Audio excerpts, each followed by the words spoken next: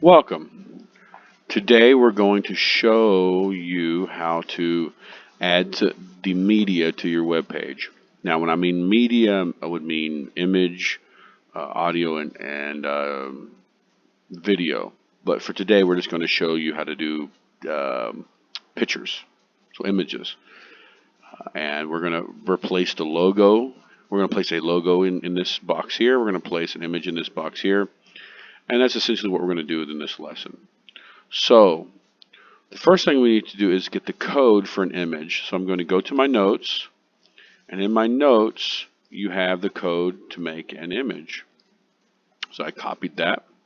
Now I'm going to go find in the code where it says logo. So I'm going to come up and look, and if you notice, most of the text is all white. So it's easy to sort of find it. Oh, there's logo. Now I won't need the P for paragraph anymore. So I'm going to essentially go ahead and copy that and just paste in my image, because all I want in there is just an image. Now uh, this is sort of default text. So in here you'll have your URL or the address to the image, and inside here you'll have a description of the image. So let me get the link to the image I want to use. I'm going to copy this. And inside here I'm going to highlight URL. I want to keep the quotes. I'm going to paste. There's my image. Now I want to change the alternate text. Remember, the alternate text is what a hearing impaired person might hear if the website's being read to them. I want to say website, because this logo is going to go on all the web pages, not just this one web page. So it's a website logo, not a web page logo. So it's website logo. And if you notice, it's a little too big.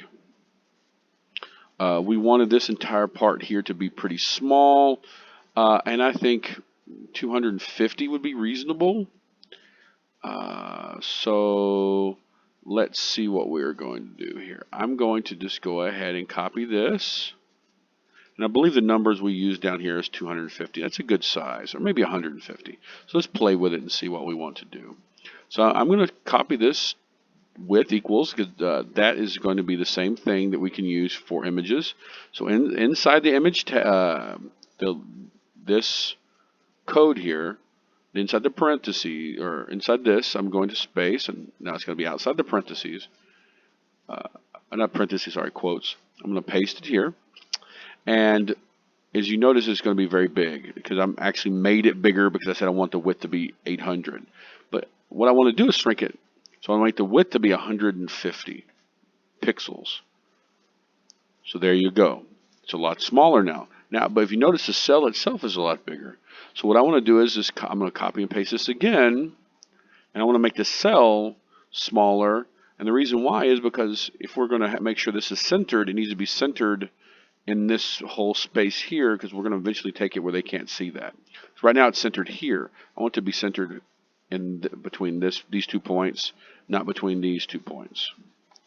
So I'm going to come in here and go to my cell.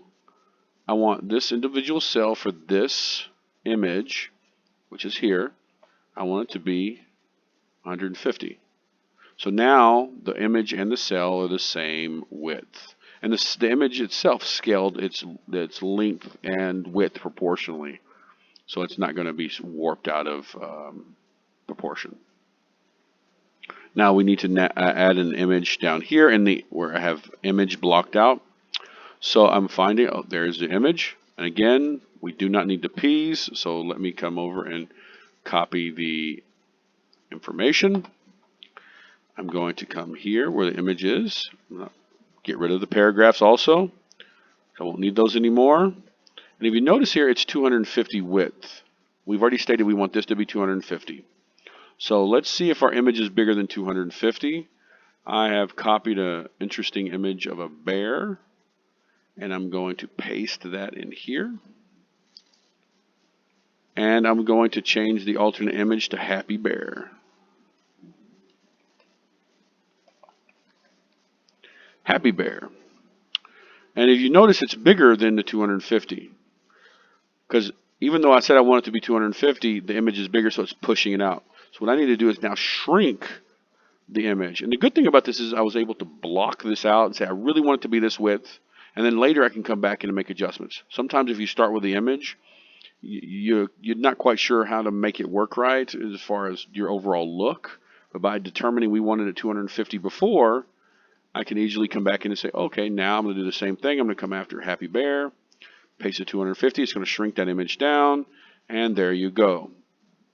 In the next video, I'm going to show you how to sort of align the text up here and change some of the colors of the web page just to make it a tad bit more appealing. I'm going to go in and do some color picker sampling and things to get the exact colors I want.